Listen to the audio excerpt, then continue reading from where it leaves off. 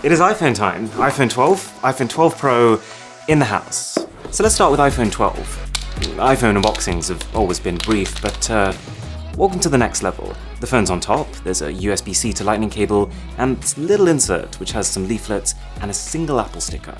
That's the unboxing.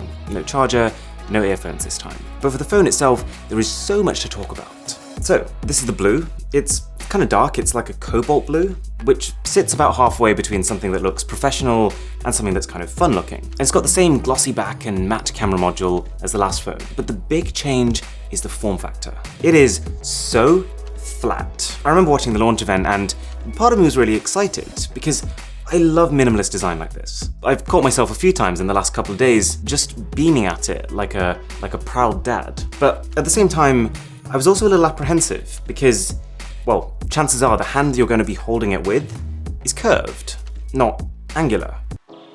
Probably. And you do feel it. It's actually the only bone I have to pick with this design. This is not as comfortable to hold as the iPhone 11. I think flat sides really suited phones like the iPhone 4 and the iPhone 5 because they could literally fit into your palm. But as phones have gotten bigger, there's a reason that most have tended towards curved backs. But it is somewhat helped by two things. One, the fact that 12 is actually quite a bit smaller than 11.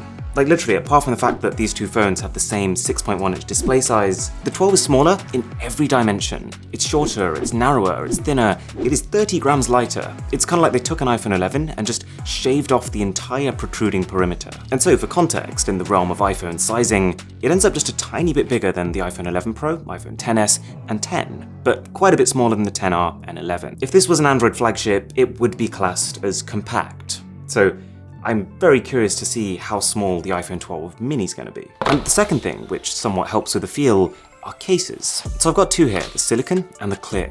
Random fun fact, these boxes are exactly half the size of the box of the phone. I'd be very curious to know if that's intentional. I really like the silicon one. It takes away the sharpness of the phone, softens the edges, but keeps the core design intact.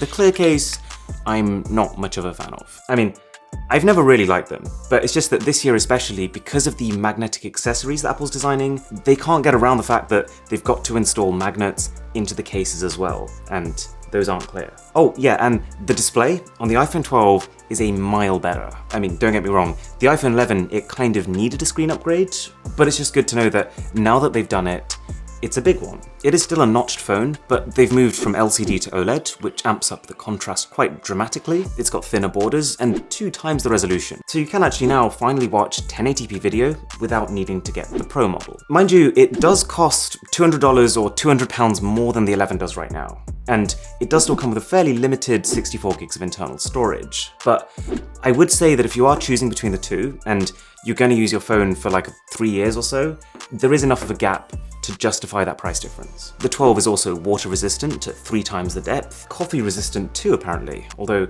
I will not be trying that one. And the front glass is apparently 4 times more drop resistant. Also, I've just ordered a whole bunch of iPhone 12s for a giveaway starting right now. And to enter, all you need to do is to hit the link in the description and follow my Mr. Who's the Boss social accounts. I'll remind you about it at the end. Okay, so that's what $800 gets you. This is what $1,000 gets you. The iPhone 12 Pro. Being the Pro phone, you get the Pro packaging, which is, well, it's the same, but it's black. You got the phone on top, you've got a USB-C Lightning cable inside, and the same insert. But the phone itself does feel different. And it's kind of weird because dimensionally, it's identical. The iPhone 12 and 12 Pro are exactly the same shape, to the point where you can literally use the same cases on either model, but the Pro just so happens to weigh 25 grams more. And that's for 2 reasons. There's an extra camera, and they swapped the aluminium frame going around the edges on the 12 to stainless steel on the 12 Pro. But it is an undeniably better material.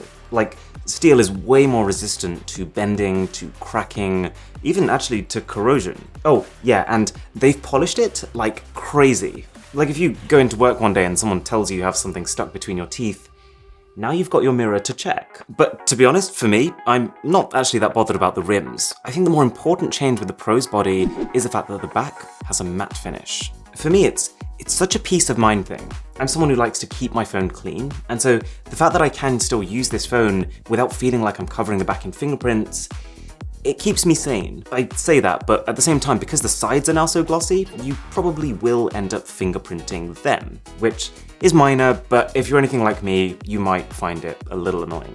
Oh yeah, and something I've actually just realized while filming this video is that the extra weight of the Pro, combined with the fact that it has an extra camera on the back, means that it actually wobbles less on a table. So this is the iPhone 12, and this is the iPhone 12 Pro. Random fact number 2. Both these phones have magnets in the back. Now, they're not strong enough to be able to kind of stick the phone on a fridge and leave it there. We haven't tried that. But they are strong enough to pick up paper clips or SIM ejector tools.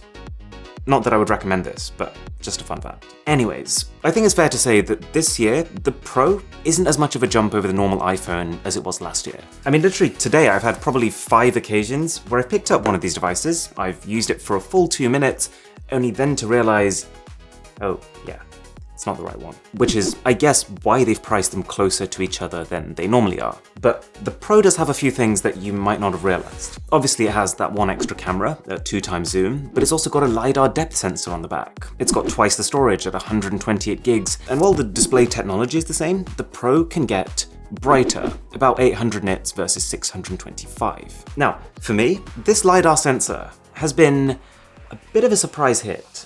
Basically, it's a sensor that sits alongside your cameras and fires out infrared rays to figure out how far things are from you. It feeds the cameras an extra layer of detail about what they're capturing. But at the same time, when I was watching this launch event and I saw it get announced, it's also something that was tough for me to get excited for. Because I've probably tested 15 devices this year which all claim to have revolutionary depth sensors, and with not a single one of them has it actually brought anything tangibly new to the table. This is different. I mean, I still don't think there's a whole lot that this can do that this can't, but at the same time, the difference it makes to augmented reality is like immediately noticeable. Let me give you an example. So something I used to do a lot on my iPhone 11 Pro was something called AR Measure. You can literally check the dimensions of a room or the amount of space you have for a new bookshelf you want to buy without needing to take out a measuring tape. But the one thing that all these older iPhones lacked, and I guess this newer base iPhone 12 also lacks, is depth information. See, to know how far two things are apart from each other, you also kind of need to know how far they are from you. And so what these phones have done historically is kind of used all the sensors that they do have to guess. And so while I have loved the feature, there's a pretty wide margin of error. And sometimes when you're plotting lines, you realize when you look from another angle that they're not actually attached to the object you thought they were, and you've actually just kind of drawn lines in the middle of the air. But the 12 Pro knows exactly where everything is. I've been using AR Measure on this, and it can get the dimensions of objects correct to the nearest centimeter. I was playing Angry Birds AR this morning, and it's probably the first AR app that I've ever really lost myself in. Because of the depth sensor, the objects in the game have a sort of permanence. They stay in place the same way that objects in the real world do. Even as you move around them, you get closer or further away, and that makes the illusion more convincing. The whole thing that normally breaks AR for me is when objects are kind of jittering around trying to figure out what's where in your environment, but that doesn't happen as much here. So there's that, but LiDAR also helps when you're taking photos. It can help you to focus on things faster. You can take portrait shots of actually much more complex objects than past generations, and it nails the edge detection. Plus, you can also take portrait modes at night. There's actually quite a lot of new camera stuff on both of these phones, and I'm covering it all in a full camera comparison going live tomorrow, so stay tuned for that. Now, the final two main things that these new iPhones have are the A14 Bionic Chipsets and 5G. Now, as for the chipsets, if you benchmark them, it'll tell you they're about 15 to 20% faster than the last generation. In reality, I can't tell. And it's not because these are bad chips by any means, it's just because the A13 from last year already handled everything I've ever wanted to do on my phone. I'm not saying that everything here is like snap your fingers instant, but it's just that I don't think the chipset is a limiting factor anymore. I think to get things to the next level, we need a higher refresh rate display. We'd need things like faster storage speed. We need better Wi-Fi connection in our homes. We need it so that third-party applications were maybe co-optimized with Apple to run as well as the first-party applications. So obviously these phones can play every game you throw at them. I did think it was a little weird that in the official announcement of the phones, they talked about how it could run League of Legends, just because what it can actually play looks a lot better than that. And as for 5G, I kind of live in the middle of nowhere, so I don't get any here. But it does work in a town centre environment, and there is an interesting feature that means the phone will only connect to 5G when it needs it, and then it can turn itself off, which should save battery. So that's something I'm going to test properly before a full review. The 5G is in very early stages here in the UK, but alongside introducing 5G, Apple also scaled up Facetime to now work at 1080p, whether you're on 5G or Wi-Fi. So, what better way to test it than to call the man himself, who is also testing the iPhone right now, Marques Brownlee. So, Marques, you're testing the iPhone 12. Do you have any initial thoughts? I like them. I've been waiting for this design forever, so that's my favorite thing. The interesting thing I'm thinking about is comparing these two, because iPhone people are going to buy iPhones, but they're probably going to cross-shop the 12 and the 12 Pro a little bit, and they're very similar phones. Do you think the 12 will be a better selling phone than the Pro? I think the 12 Pro will sell better at first, and then the 12 will catch up and pass it. Yeah. So my bigger question is, how will the Mini sell? Yeah, it's kind of crazy though, because it's like completely new product category. It's like no one actually makes a top-end phone, especially with 5G, that's anything close to that small. I hope it starts the trend. So do you think this design is an upgrade? I like it. So I prefer it a lot because it feels more secure to me, like grabbing a rectangular side versus like the curved sides we just had on every other iPhone for a while. I think the grippiness is an upgrade. I think the design I like it a lot. All right, amazing, man. Thank you so much for taking the time, and I'll catch you in a bit. All right, thank you so much for watching, and don't forget to enter the giveaway. I'll leave the link in the description, and I'll catch you tomorrow for the camera test.